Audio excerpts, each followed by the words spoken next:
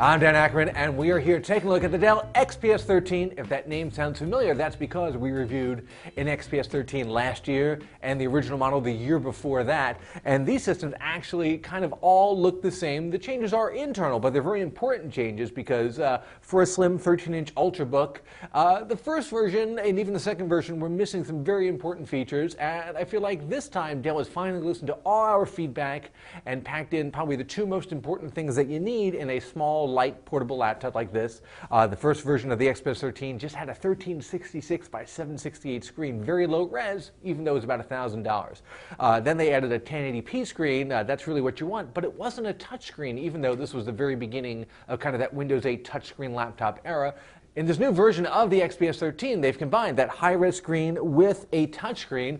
So that, combined with the fact that this is a really nicely made laptop with an aluminum and carbon fiber body, really makes it probably one of the top-end ultrabooks I can think of right now, especially because it's a little bit smaller than what you'd think a 13-inch ultrabook would look like. It's smaller than a MacBook Air. Dell says it's closer to an 11-inch laptop size. I don't know if it's quite there, but it's definitely a smaller footprint than you expect from even a regular 13-inch system like this. It's also a bit more business-friendly than some of the other ultrabooks out there. It's got a display port instead of HDMI. That's pretty standard for a business laptop. And you get an optional TPM chip, and that helps your IT department hook it up to like all your corporate network stuff.